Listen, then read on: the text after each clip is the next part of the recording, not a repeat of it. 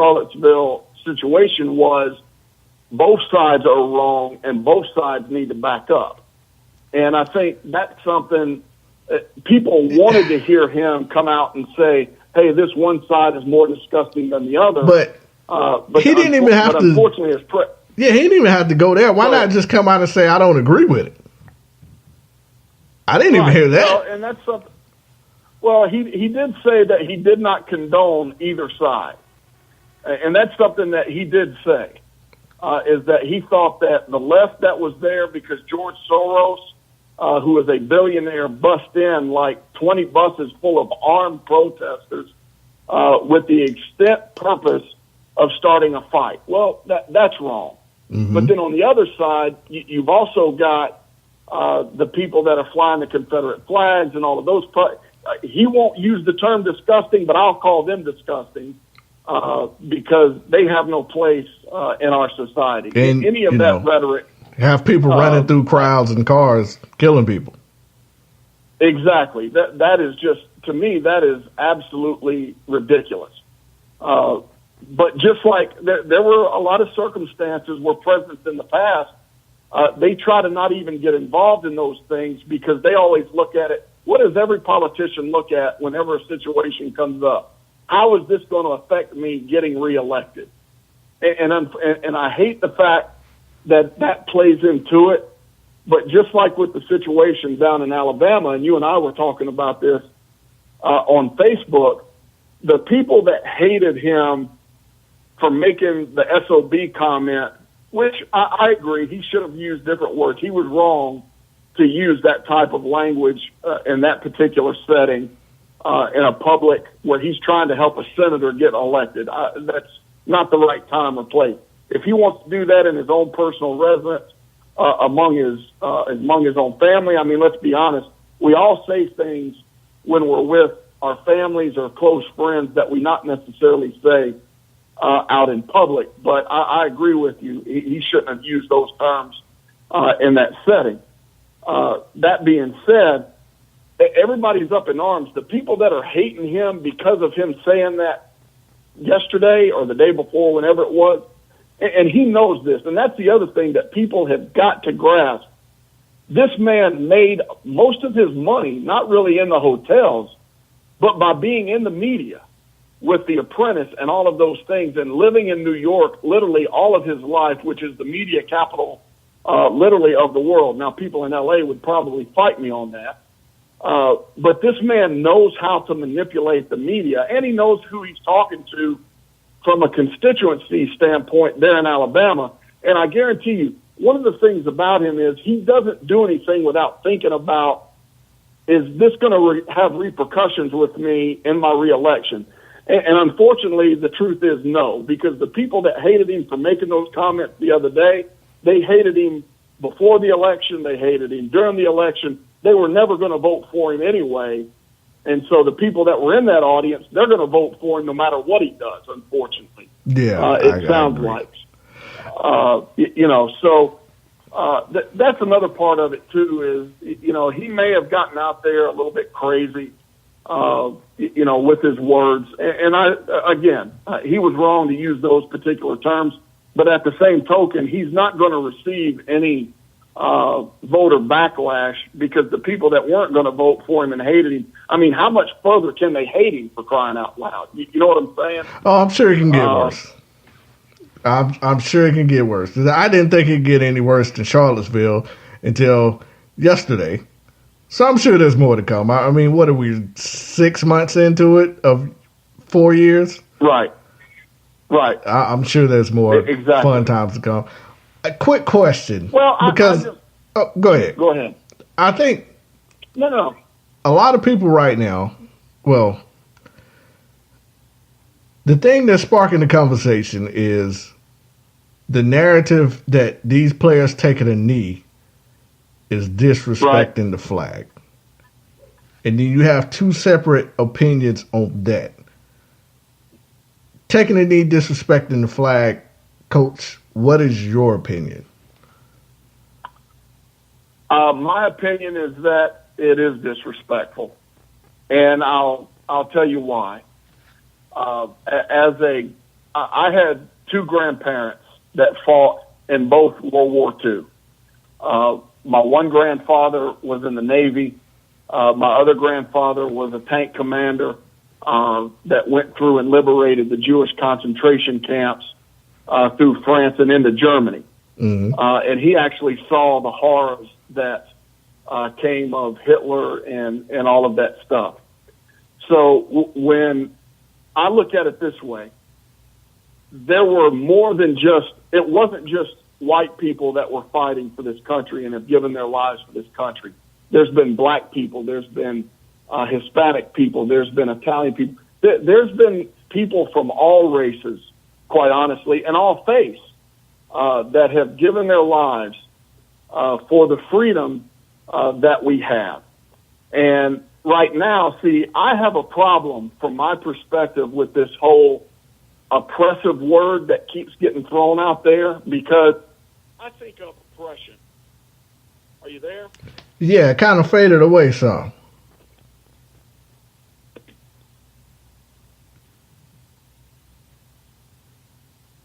Coach. Do I still got you? Yeah, I got you. We here.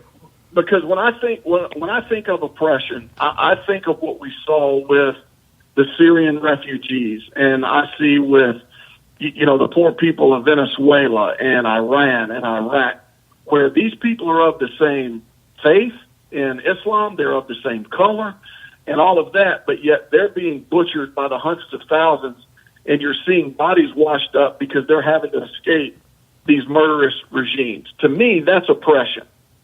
When I look at our country now, do I want to diminish the fact that we're not all dealt with fairly and equally? Yes, that absolutely happens, and we've got to change that.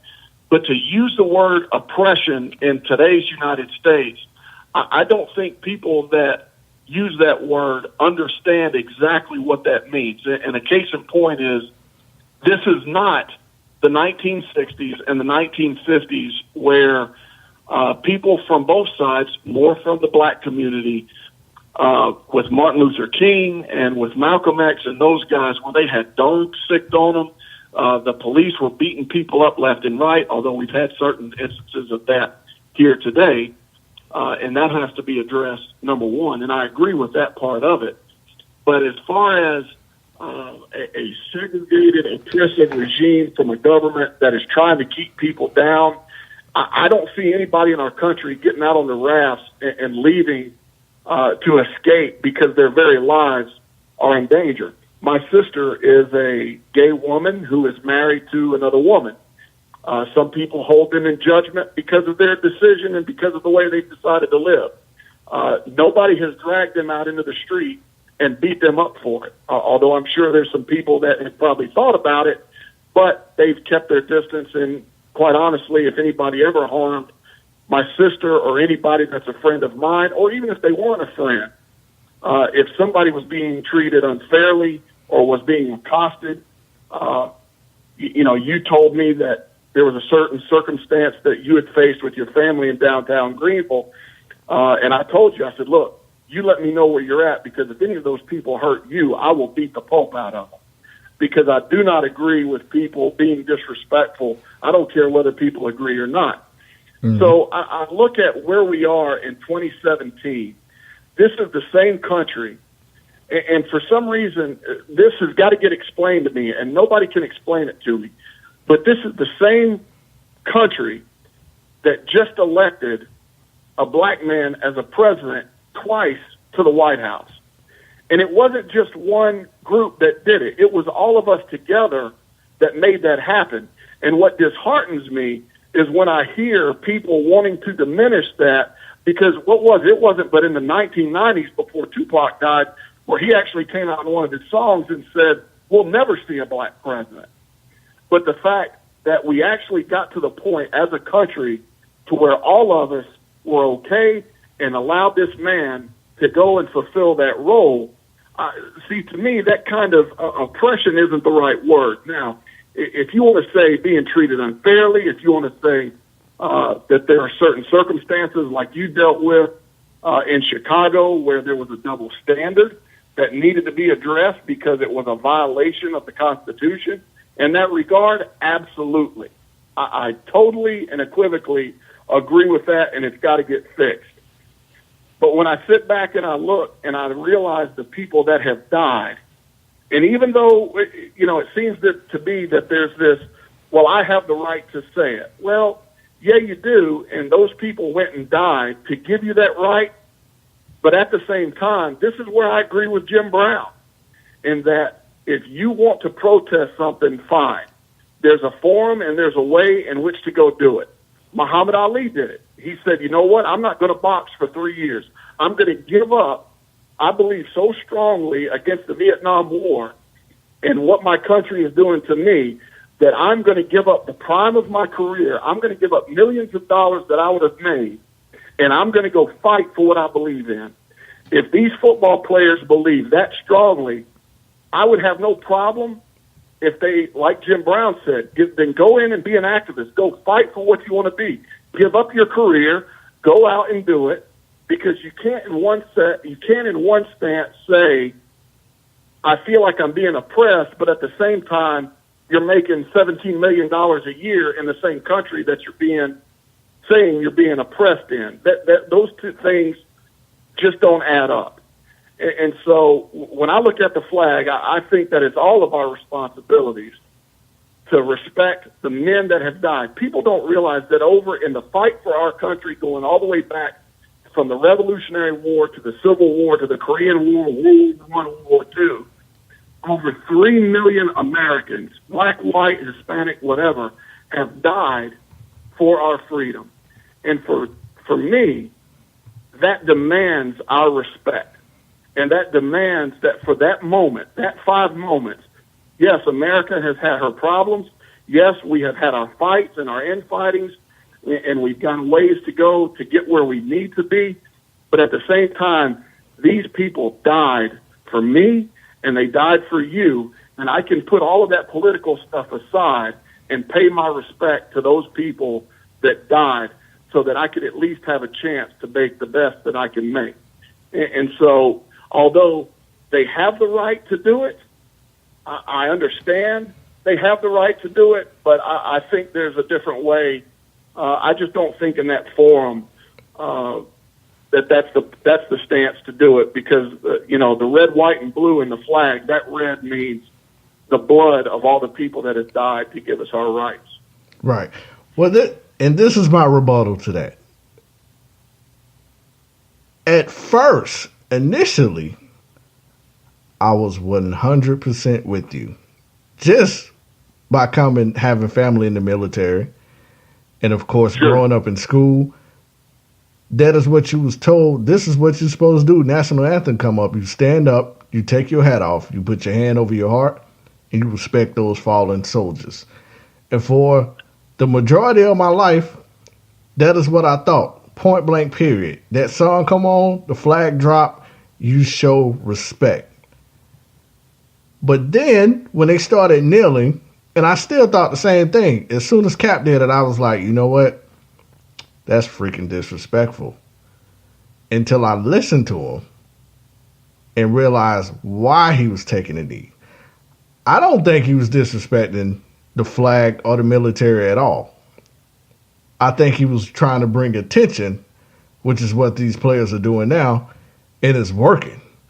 The fact that we're actually having this conversation right now, me as a black male and you as a white male on a podcast about the national anthem, all because of one dude decided to take a knee during it. Now, a lot of people are saying that this is why the ratings are down, because people are taking knees, and I'm not going to dig into it, but the national anthem comes on before the kickoff even runs. Right. Half of the time you don't even see it unless the media, the camera, zooms in on that one player who decided to take a stand to bring awareness. Now, the difference is